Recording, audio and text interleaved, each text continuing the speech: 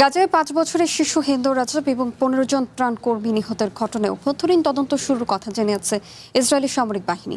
তবে মানবাধিকার সংস্থাগুলো এমন উদ্যোগের প্রতি সন্দেহ প্রকাশ করেছে। তাদের আশঙ্কা ইসরায়েলের তদন্তে ন্যায় বিচার পাওয়ার কোনো সম্ভাবনা নেই। নগদ নিয়ে এলো হার না মানা হার অফার। সর্বনিম্ন ১০,০০০ টাকা রেমিটেন্স নগদে পাঠালে থাকছে স্বর্ণের হার জেতার সুযোগ।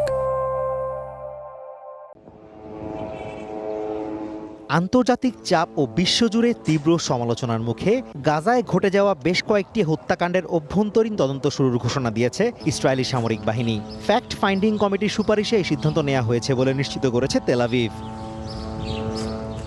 তদন্তের তালিকায় রয়েছে ২০২৪ সালের জানুয়ারিতে নিহত ৫ বছরের ফিলিস্তিনি শিশু হিন্দ রজবের ঘটনাটি। স্বজনদের লাশের পাশে গাড়িতে ঘণ্টার পর ঘণ্টা আটকে থাকা হিন্দ ফোনে সাহায্য চেয়ে আকুতি জানিয়েছিল। পরে শিশুটি এবং তাকে উদ্ধারে যাওয়া ২ অ্যাম্বুলেন্স কর্মীকে মৃত অবস্থায় উদ্ধার করা হয়।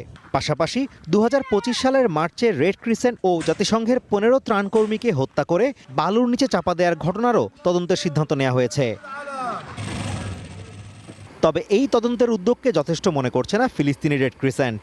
সংস্থাটির মিডিয়া ডিরেক্টর ঈদ আজিজ জানান, তদন্ত শুরু করার চেয়েও বড় বিষয় ছিল এই হত্যাকাণ্ডগুলো রোধ করা। আন্তর্জাতিক আইনে রেড ক্রিসেন্টের ব্যাচ এবং মানবিক কাজে নিয়োজিত চিকিৎসাকর্মীদের সুরক্ষার কথা স্মরণ করিয়ে দেন তিনি।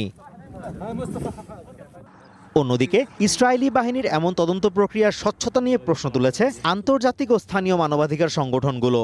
ইসরায়েলি মানবাধিকার সংস্থা ইয়েশ-দিনের এক মুখপাত্র জানান, সেনা সদস্য বা কমান্ডারদের বিরুদ্ধে হাজারো অভিযোগের বিপরীতে বিচারের হার প্রায় শূন্যের কোঠায়। ব্যতিক্রমী কিছু ক্ষেত্রে সাজা দেওয়া হলেও অপরাধের ভয়াবহতার তুলনায় তা অত্যন্ত নগণ্য বলে উল্লেখ করেন তিনি। তদন্তের তালিকায় থাকা ওয়ার্ল্ড সেন্ট্রাল কিচেনের ৭ কর্মী নিহতের ঘটনায় কোনো ফৌজদারি অপরাধের প্রমাণ মেলেনি বলে জানিয়েছে ইসরায়েল। শুরু থেকেই বেসামরিক নাগরিকদের ঢাল হিসেবে ব্যবহারের জন্য হামাসকে দায়ী করে আসলেও আন্তর্জাতিক আইন ও নিজস্ব বিধিমালা মেনেই এই তদন্ত চালানো হচ্ছে বলে দাবি তেল আভিভের। Azimur Rashid Kanak, one international desk.